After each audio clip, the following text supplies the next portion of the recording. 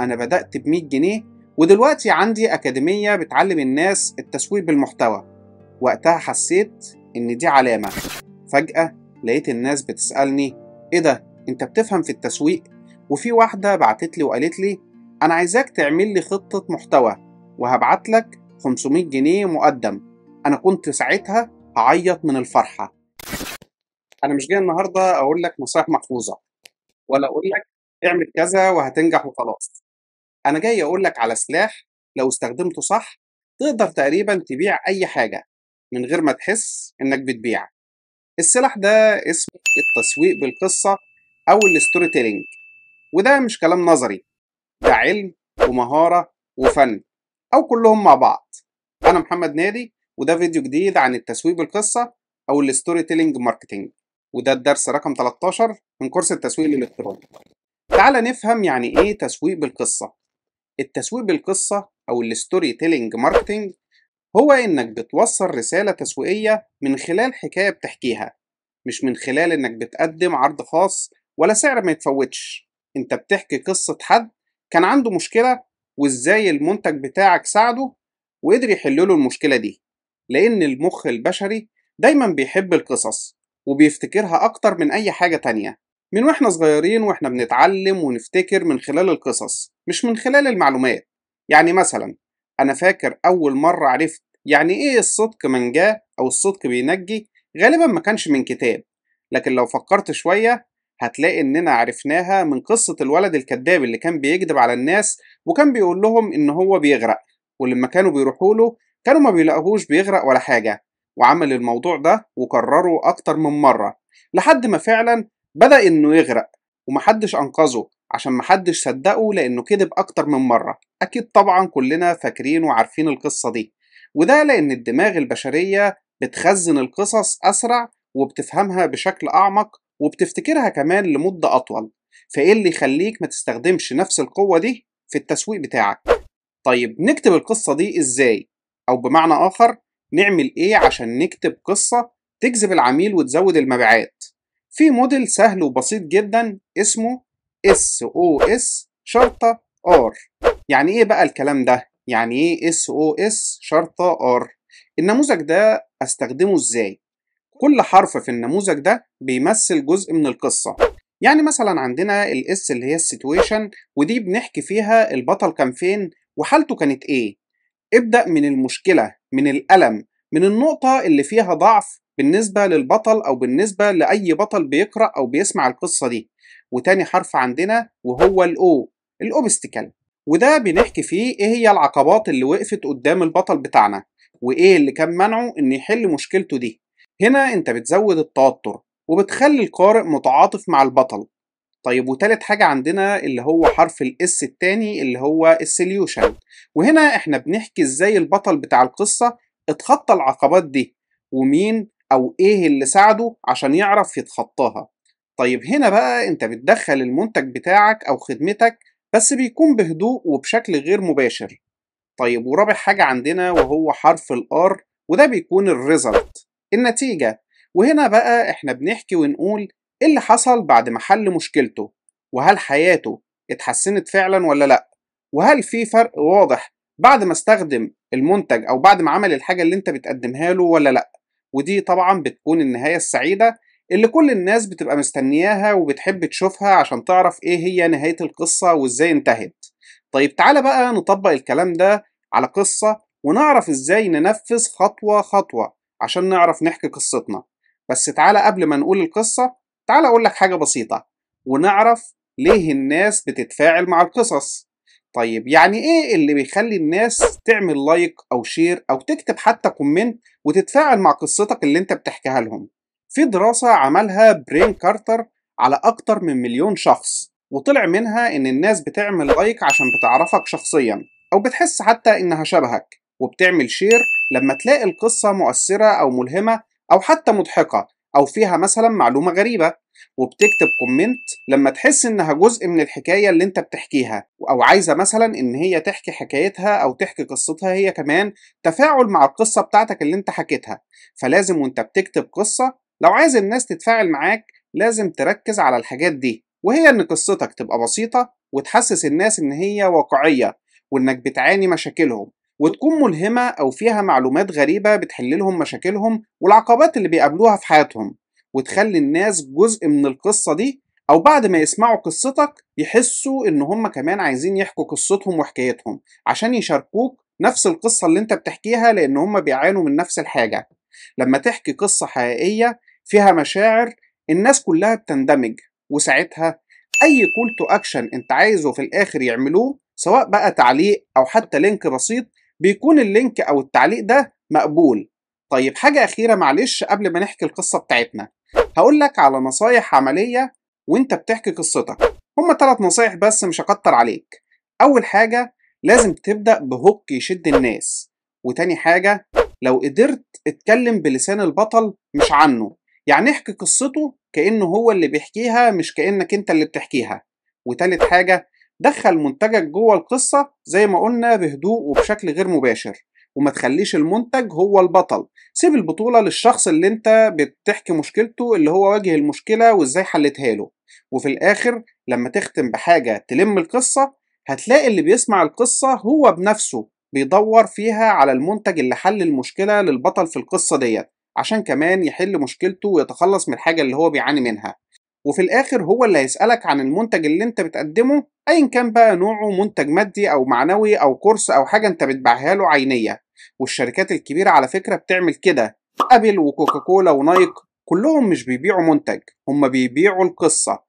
عندك مثلا نايك ما بتقولكش تعالى اشتري الشوز، لكن بتقولك just do it. كلنا بنشوف العبارة ديت في المنتجات بتاعت نايك، وبتحكي لك عن قصص عن ناس عاديين واجهوا تحديات وقدروا ان هم يكملوا في تحدياتهم ويحلوا مشاكلهم. القصص بتخليك تحس انك جوه المشهد، مش بس زبون بيتفرج على اعلان كده والسلام. طيب بقى شكلكم زهقتوا، تعالوا نحكي قصة وازاي نستخدم نموذج SOS شرطة R أو SOS-R في حكاية القصة بتاعتنا. عندنا زي ما قلنا أول حاجة اللي هي السيتويشن. لازم تحط الجمهور في قلب القصة، تحكي لهم عن البطل هو مين وكان عايش فين وكان عايش ازاي. ده اللي بنسميه الوضع أو الخلفية اللي عايزين نوصلها عن البطل أو اللي بنحكي قصته. لازم تحسس الناس إنهم شايفين نفسهم مكانه، أو حتى هم نفسهم اللي بيحكوا القصة. ودي هتكون بداية القصة، تعالوا نحكيها.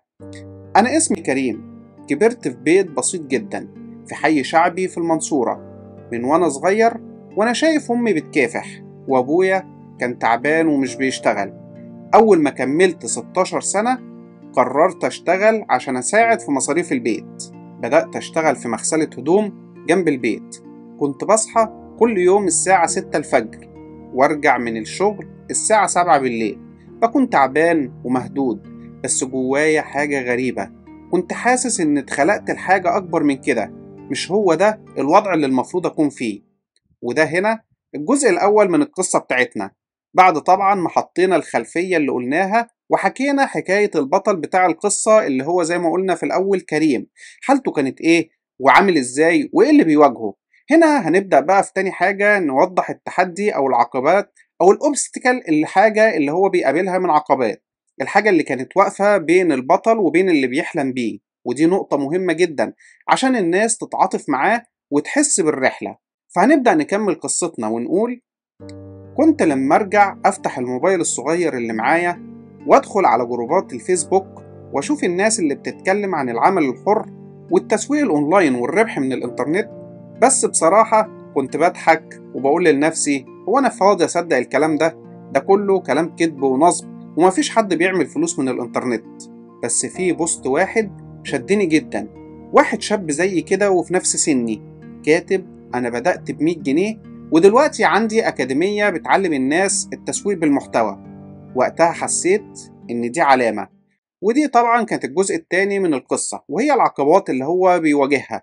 وهنا بنبدأ نشوف أول أمل في القصة بتاعتنا، وهو السوليوشن، الحل اللي لمع قدام البطل حتى لو كان صغير أو بسيط. ده هو الجزء اللي الناس بتبدأ تتحمس فيه وتحس إن التغيير بقى أمر ممكن. طيب تعالوا نرجع بقى مع السوليوشن ونكمل قصتنا. بدأت أدخل أقرأ وأتعلم كل يوم حرفيا، من فيديوهات يوتيوب ومن جروبات ومن كورسات مجانية. كنت بشتغل 10 ساعات في اليوم، وأتعلم 3 ساعات بالليل وأنا نايم على الأرض في بيتنا في أوضتنا الصغيرة. لكن بعد 3 شهور بدأت أكتب بوستات بسيطة عن اللي بتعلمه وحطيتهم على صفحتي على الفيسبوك. فجأة لقيت الناس بتسألني: إيه ده؟ أنت بتفهم في التسويق؟ وفي واحدة بعتت لي وقالت لي: أنا عايزاك تعمل لي خطة محتوى وهبعت لك 500 جنيه مقدم. أنا كنت ساعتها هعيط من الفرحة. دي أول مرة حد يدفع لي حاجة مقابل حاجة أنا بحبها وهعرف أعملها وأشتغلها. وهنا بدأت الحكاية. ده بقى كان الجزء الثالث من القصة، وده الحل أو السوليوشن اللي بنقدمه للي بيقرأ القصة ومتابعها بحماس عشان يعرف النتيجة. وأخيرا بنوصل طبعا لنقطة التحول اللي هي الريزلت، النتيجة اللي هي بعد النهاية السعيدة اللي حصلت بعد رحلة التعب اللي تعبها البطل بتاعنا. وده الجزء اللي الجمهور بيشوف فيه الإلهام وبيفهم إن كل مجهود البطل ما راحش على الفاضي. وهنا هنرجع ونختم ونكمل القصة بتاعتنا ونقول النتيجة اللي وصل لها البطل في القصة. كل يوم كنت بشتغل 2 ساعات في المغسلة، والباقي أتعلم وأسس صفحتي وأقدم خدمات. وفي خلال سنة بالظبط بطلت الشغل في المغسلة وبقيت أشتغل في كتابة المحتوى، وبدأت أعمل فيديوهات صغيرة ولقيت ناس كتير بتتفاعل معايا. أنا ما كنتش متوقع إن العدد ده كله يتفاعل معايا. بعد 2 سنين كنت فتحت أكاديمية أونلاين بعلم فيها الناس إزاي يكتبوا محتوى ويسوقوا لنفسهم صح. عندي أكتر من 800 طالب ونصهم جالهم شغل فعلا بعد ما الكورس انتهى. وهنا بقى انت تقدر تبعت رسالة قوية للجمهور بتاعك، حاجة تلخص كده القصة كلها في جملة بسيطة وبتديهم من خلالها دفعة أمل وتخليهم يفكروا إن التغيير ممكن يبدأ من دلوقتي. وتختم بقى القصة وتقول: والنهاردة بقول لكل شاب بيسمعني: لو بدأت من تحت الصفر ما تقولش دي نهاية الدنيا، ما تقولش الظروف وحشة، لكن قول: أنا لسه في أول السطر. وهنا احنا خلصنا قصتنا وعرفنا ازاي نكتب قصة بنموذج SOS-R. انا عايزك دلوقتي بعد ما تخلص الفيديو ده تكتب قصة واحدة بس من واقع تجربة ليك او لحد انت تعرفه، قصة فيها البداية، العقبات، الحل والنتيجة، وحاول تحط فيها منتجك او خدمتك كجزء من الحل اللي بتقدمه للعميل بهدوء كده زي ما قلنا ومن غير ما يحس بطريقة غير مباشرة. زي ما حكيت لك اكتب القصة بالظبط وانزل بيها ببوست كده على فيسبوك أو انستجرام وشوف التفاعل وشوف الناس اللي هتتأثر وتبعت لك وتسألك إزاي عملت كده أو إزاي قدرت تعمل كده. وساعتها هتكون أول خطوة حقيقية في التسويق اللي بيبيع عن طريق القصص مش عن طريق الخصومات. لو وصلت لآخر الفيديو فخليني أقول لك حاجة بسيطة: كل بيزنس ناجح بيكون وراه قصة، وكل براند كبير بدأ بحكاية، بس الفرق الحقيقي إنهم عرفوا يحكوا القصة بطريقة صح أو عرفوا يحكوا قصتهم صح. لو عجبتك الفكرة وحسيت إن التسويق بالقصة ممكن يفرق معاك في شغلك يبقى لازم تبدأ من دلوقتي، حتى لو بقصة صغيرة أو بخطوة صغيرة. واحدة واحدة هتلاقي الدنيا ماشية معاك وبتعرف تكتب قصص بشكل احترافي.